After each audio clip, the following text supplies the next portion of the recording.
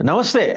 Medical కాలేజీల ప్రైవేటీకరణ, Vizag Google data centre, అలాగే ఈ లిక్కర్ వ్యవహారాలు వీటన్నిటి మీద రాష్ట్రంలో నలుగుతున్న అంశాల మీద చర్చించడానికి మనతో ఉన్నారు గురజాల నియోజకవర్గ వైసీపీ నాయకులు దుర్గాప్రసాద్ గారు. నమస్తే దుర్గాప్రసాద్ గారు. మెడికల్ నమస్తే కాలేజీల సార్. ప్రైవేటీకరణ ఒక మీరు ఒక లైన్ తీసుకున్నారు, కోటి సంతకాల సేకరణ.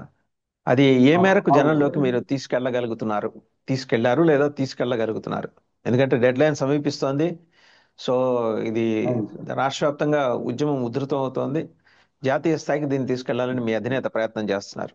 అవును సార్. యాక్చువల్గా ఆ రోజున శ్రీ వైఎస్ జగన్మోహన్ రెడ్డి గారు ఏదైతే మెడికల్ కాలేజీని తీసుకురావాలని చేశారో నిజంగా వైద్య రంగంలో ఒక విప్లవాత్మక మార్పులు చేర్పులు చేయటంలో సఫలమయ్యారని చెప్పొచ్చు సార్.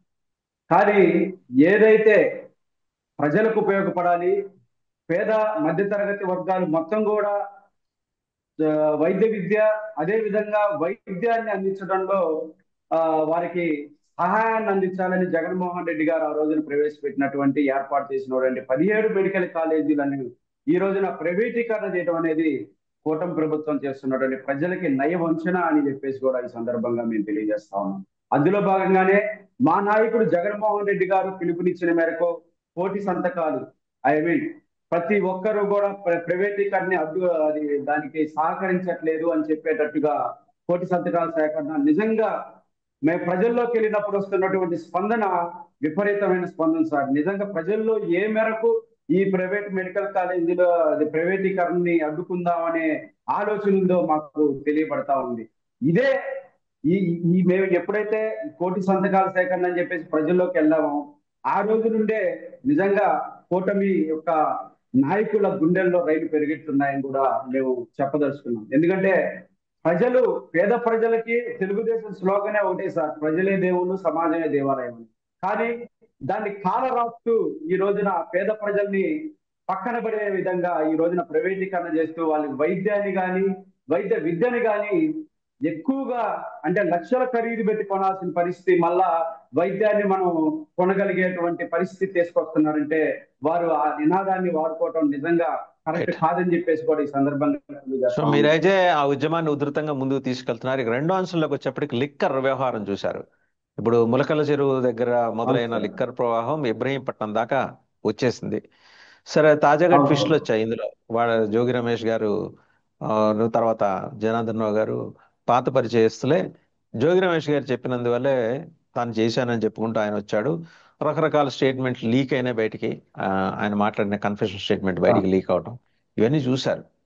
ఎటు టర్న్ అవును. కాబోతోంది ఈ వ్యవహారం? ఇది ఖచ్చితంగా టీడీపీ కూటమి ప్రభుత్వం చేస్తున్నటువంటి పనే తప్ప ఈ రోజున వాళ్ళు తప్పించుకోవడానికి వైసీపీని ఒక బూచిగా, ఈ జోగి రమేష్ గారిని ఒక బూచిగా చూపిస్తున్నారు తప్ప ఆ రోజున మళ్ళా తర్వాత అన్నారు జోగి రమేష్ గారి పేరు పొరపాటున అన్నానని చెప్పేసి కూడా.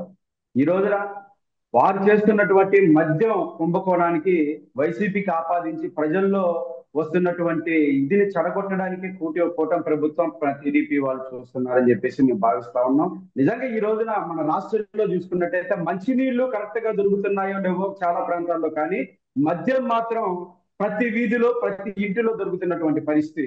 అంటే కూటమి ప్రభుత్వం మద్యాన్ని అమ్ముకొని ప్రజలకి నాణ్యమైన మద్యాన్ని అమ్మేస్తాం, మేము నాణ్యమైన మద్యాన్ని అందిస్తాము, మేము ఖచ్చితంగా మేము వస్తే మీ తాలిబొట్లు తెగవు అని చెప్పేసి మహిళల్ని సెంటిమెంటల్ గా కూల్లు చేశారని చెప్పేసి ఈ సందర్భంగా మేము తెలియజేస్తా ఉన్నాం. ఖచ్చితంగా ఇందులో మద్యం కుంభకోణంలో వరకు 100% కూటమి ప్రభుత్వం 100% వాళ్ళ భాగస్వామ్యం ఉందని చెప్పేసి మేము భావిస్తా ఉన్నాం. ప్రజలు కూడా అదే భావిస్తా ఉన్నారు.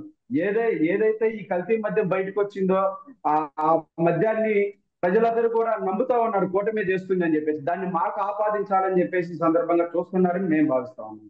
డేటా సెంటర్ అండి. డేటా సెంటర్ విషయంలో మీరు చూశారు వాస్తవంగా 2019-24 మధ్య అప్పటి ముఖ్యమంత్రి జగన్మోహన్ రెడ్డి గారు ఆధ్వర్యంలో చేసుకున్న ఒప్పందాలు, అదాని తోటి చేసుకున్న ఒప్పందాలు. తర్వాత ఫేజ్డ్ మేనర్లో ఒక 25,000 ఉద్యోగాలు ఇప్పించాలనే, 25,000 మందికి ఉపాధి కల్పించాలనే ఒక ప్రయత్నం దిశగా అడుగులు వేశారు. రెండు ఫేజుల్లో ఆ, అవును.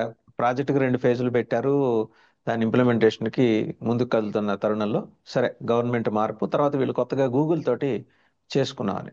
గూగుల్ సిఇఓ మన మాట్లాడుతూ దీని ఇంపార్టెన్స్ గురించి చెప్పారు. అలాగే అంతకుముందు జగన్మోహన్ రెడ్డి గారు కూడా ఒక ఇంటర్వ్యూలో చెప్పారు, ఫ్యూచర్ సిటీగా ఆయన వైజాగ్ని ఎప్పుడూ ఆయన ఫోర్సీ చేశారు. అంటే ఒక దార్శనికతకి సంబంధించిన అంశం.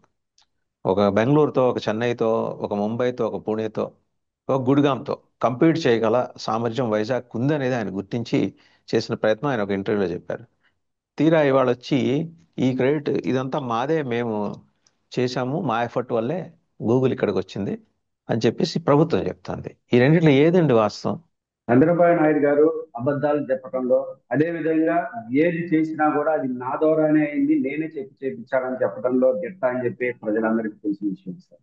చంద్రబాబు నాయుడు గారు మసిపూసి మారడుగా చేసి ప్రజల్ని మోసం చేస్తూ వస్తున్నారు. ఇప్పటికే 4 టర్మ్స్ ముఖ్యమంత్రిగా చేసినప్పటికీ ఏది ఈ రోజున చంద్రబాబు నాయుడు గారి పేరు చెబితే ఏ ఒక్క పథకం అయినా కూడా బయట చెప్పుకోలేని పరిస్థితి. ఈ జగన్మోహన్ రెడ్డి గారు చెప్పినట్టుగా ఆ రోజున 2022లో ఐటీ అదానీ గ్రూప్ తో ఏదైతే టైఅప్ అయ్యారో అదానీ గ్రూప్ తో టైఅప్ అయ్యి దానికి సంబంధించి మొత్తం కూడా 22,000 సుమారు ఆ 20,000 ఉద్యోగాలు వచ్చేటట్టుగా మాట్లాడు ప్రణాళిక జీవోని రూపొందించడం జరిగింది.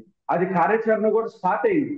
కానీ ప్రభుత్వం మారటం వల్ల ఈ రోజున దాన్ని కార్యాచరణ మొత్తాన్ని ఆపి ఈ రోజు మళ్ళా గూగుల్ మేము తీసుకొచ్చాము. గూగుల్ వల్ల ఎన్ని ఉద్యోగాలు వస్తున్నాయి సార్? వాటర్ కానీ, ల్యాండ్ కానీ, వైజాగ్ లో ఉన్నటువంటి కరెంటు బిల్లులు కానీ, ఇవన్నిటిని మనం కొన్ని 22,000 కోట్ల రూపాయలు వాళ్ళకి గూగుల్ వాళ్ళకి ఇస్తే వాళ్ళు మనకి ఇచ్చేది కేవలం 200 ఉద్యోగాలు. అంటే 200 ఉద్యోగాలకి వైజాగ్ ప్రజల మొత్తం వాడుకునేటువంటి కరెంటుని కానీ, నీటిని కానీ వాళ్ళకి తాకట్టు పెట్టేస్తున్నాం. ఆ విషయాన్ని ఎక్కడ ప్రస్తావించకుండా మేము గూగుల్ తెచ్చాం. అదానీ గ్రూప్ గతంలో జగన్మోహన్ రెడ్డి గారు అక్కడ ఉన్నటువంటి మన యువతకి ప్రాధాన్యత ఇచ్చే కదా 20,000 ఉద్యోగాలను మాకు ఇవ్వని అడిగింది. మీరు ఎందుకు ఎన్ని ఉద్యోగ కల్పన చేస్తున్నారు కరెక్ట్ గా చెప్పలేకపోతున్నారు అంటే వాళ్ళు లాలూచి పడ్డారు వాళ్ళతో. వీళ్ళ నాయకులు జేబులు నింపడానికే గూగుల్ తప్ప నిజంగా యువత భవిష్యత్తు కోసం కాదని చెప్పేసి కూడా ఈ సందర్భంగా మేము తెలియజేస్తా ఉన్నాం. రైట్, థ్యాంక్ యూ దుర్గాప్రసాద్ గారు, థ్యాంక్ యూ వెరీ మచ్. మూడు కీలకమైన అంశాల మీద మీ అభిప్రాయాలు తెలియజేశారు. Thank you very much.